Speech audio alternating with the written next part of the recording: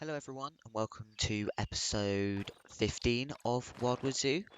In today's video I do the main part of the desert area, which is for the Dromedary Camel and the Addax.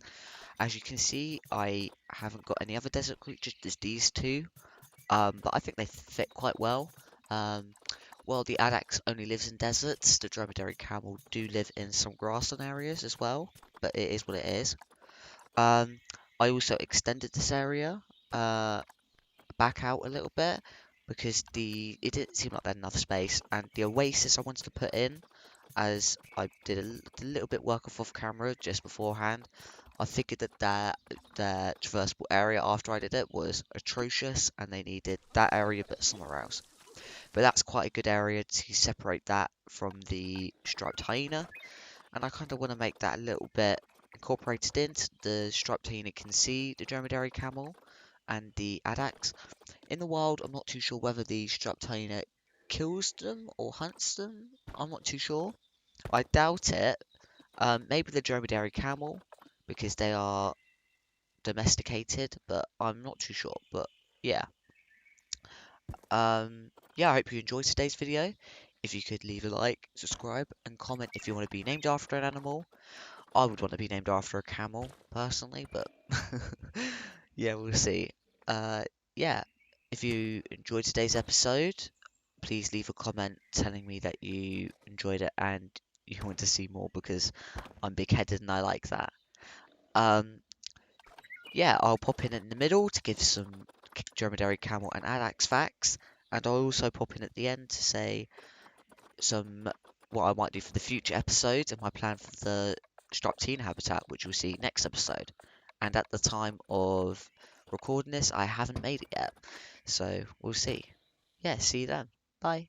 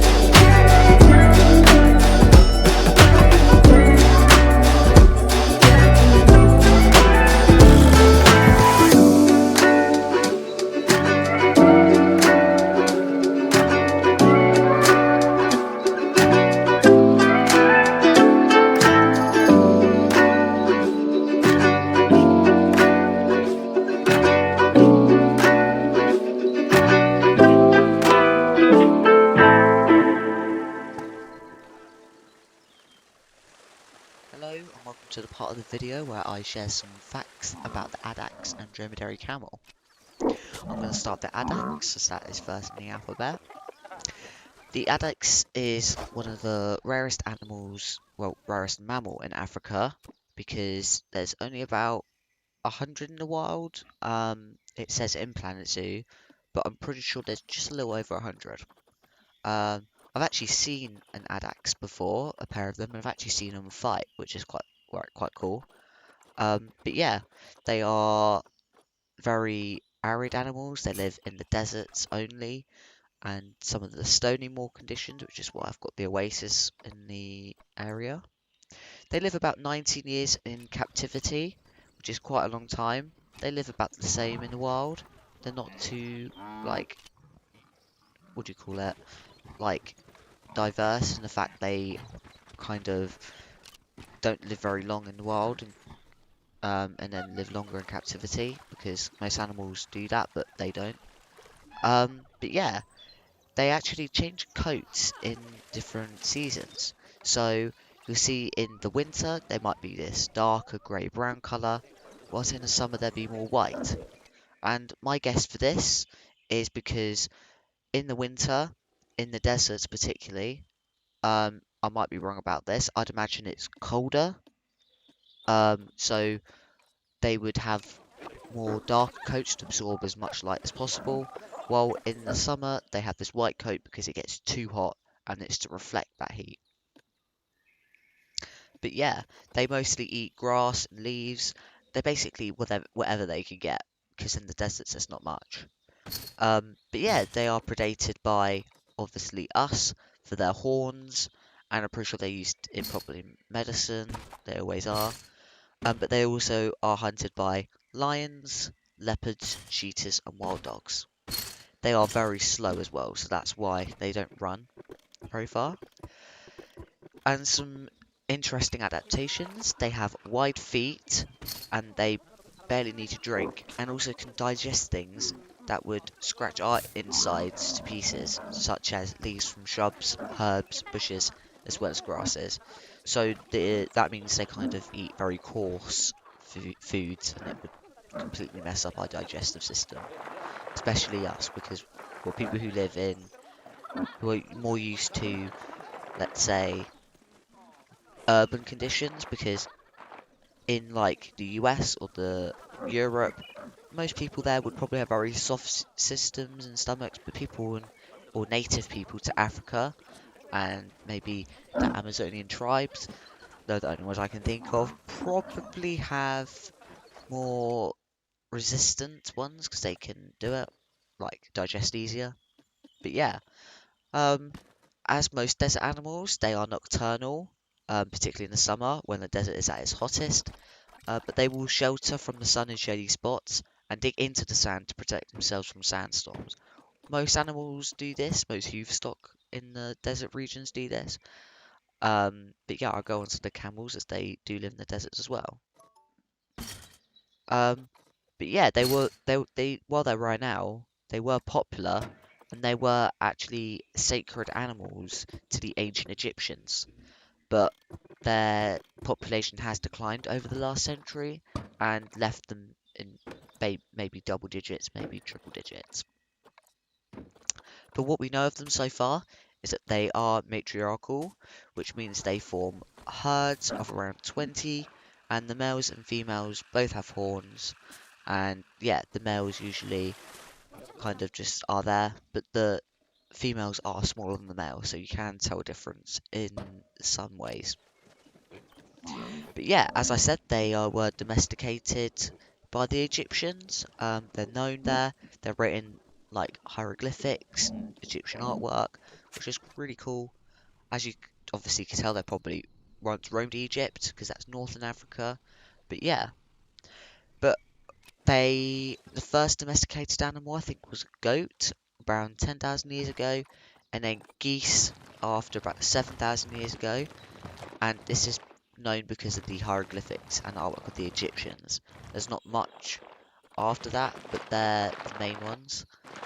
But yeah, the Addax can be seen as somewhat domesticated from maybe 5,000 years ago. Now they're still obviously wild, but they were domesticated. I'm not too sure what of, but they must have a reason. But yeah. But obviously they are living in deserts, so they're very adapted. They are highly specialized in the deserts. You know, there's not much going on there, but they have evolved to live in them regions, and they've got all them sort of things where they eat less, drink less, and yeah. They've got a very slow digestive system, which is quite interesting. Obviously they eat grass, but that doesn't give much. I'm trying to see if they've got a time. Um, but it doesn't really say anything. But they say they're similar to cows in the fact cows digest things quite slowly as well.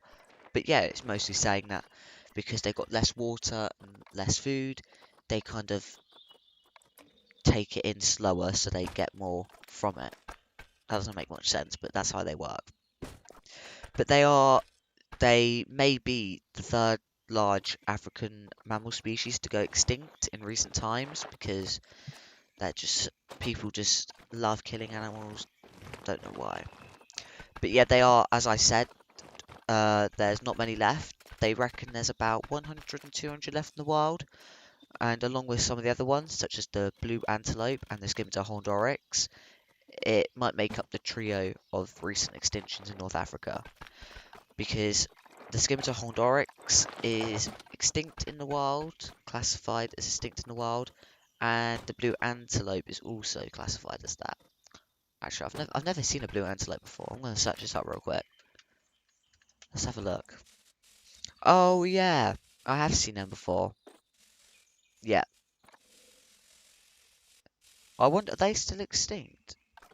Are extinct. Let's have a look. I think they are extinct. I doubt they're alive. Yeah, it says they're extinct. That's a shame.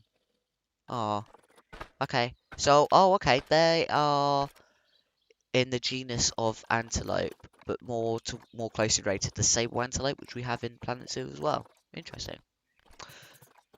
But yeah, those animals also roam the exact same region as the Addax. But because I said they're slow, they are easily out chased, but they're slow because they need to, conserve their food. They can't run that far, which is also why they're easy to hunt by humans. Um, but there are more Addaxes in captivity in the wild, luckily. They reckon there's about 2,000 Addaxes in captivity, obviously in zoos and ranches or farms. I don't know whether these farms are ethical or not, but they might be. But yeah, that's all I could find for the Addax. I don't think there is any more. They're not, well, they're researched, but there's not much. But there are lots of conservation efforts, luckily. As I said, I've seen one. But yeah, they are very, very, very rare. Right, let me get some facts for Dromedary Camel. Right, so the Dromedary Camel can drink 40 gallons of water in one go and can survive for weeks without water. And obviously that's what camels are known for.